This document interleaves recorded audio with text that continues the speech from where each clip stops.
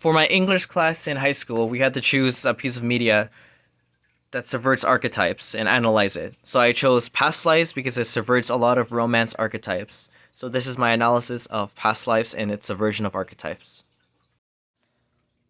Celine Song's directorial debut, Past Lives, sets out to be a romantic comedy with an artistic flair, but in reality, it uses that genre to disguise itself as a suspense film, subverting various archetypes to enhance its themes of missed opportunities, enduring connections, and fate.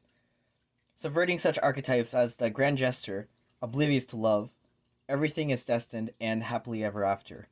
With the grounded reality of the film, it hopes to give the audience a moment to think about their own missed opportunities and rethink their definition of fate. In the opening scene of the film, Nora, after telling the news that she's moving to Canada to Hae Sung, her childhood crush, she just simply starts walking back home. Hae Sung seems like he wants to say something, however decides against it and walks his path home. This subverts the grand gesture archetype as seen in many films such as 10 Things I Hate About You and The Notebook, where the main lead does a grand gesture of sorts to prove their love to the respective partner. Although they are children, Hae Sung could have said something to Nora, a plea to stay.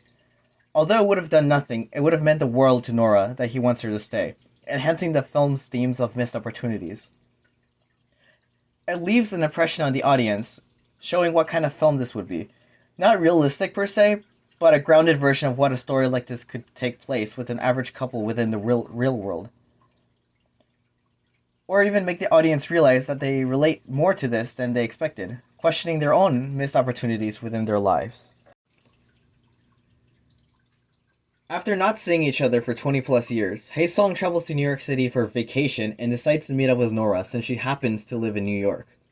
This subverts the oblivious to love archetype, as seen in many films such as Brokeback Mountain and 500 Days of Summer, where the main protagonists seem like they have nothing in common but in reality are perfect for each other. From even the beginning of the film, when they were children, they liked each other. But as time passed, they obviously grew distant since they both lived in different countries. After they meet up in New York City for a reunion, they know very well what they're doing, but they play it off as friendly and harmless. The effect this subversion has on the audience and the film as a whole is probably the most important one. On the outside, the film seems like a rom-com, but of course with an artistic flair.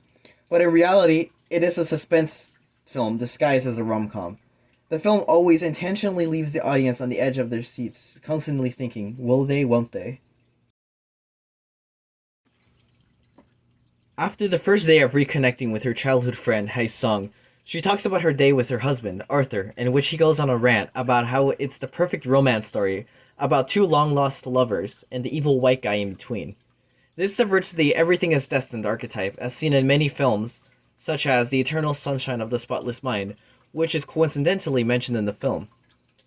The effect this subversion has on the audience is leaving them in shock that Arthur, who supposedly loves his wife, would even dare question the validity of their marriage and love.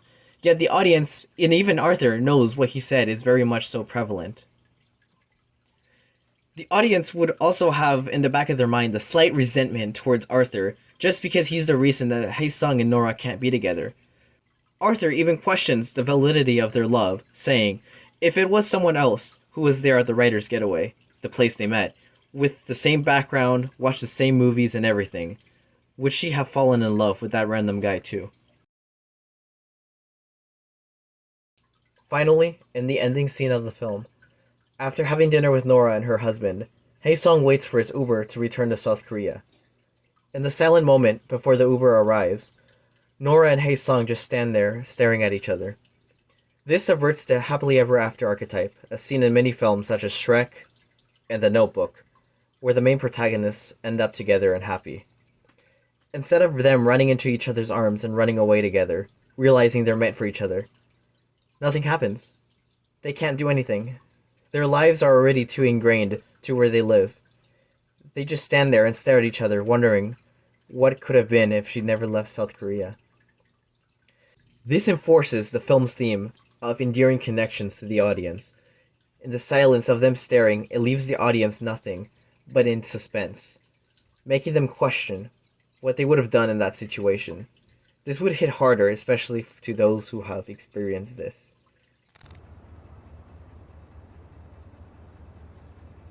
이것도 전생이라면 우리의 다음 생에서는 벌써 서로에게 다른 인연인 게 아닐까?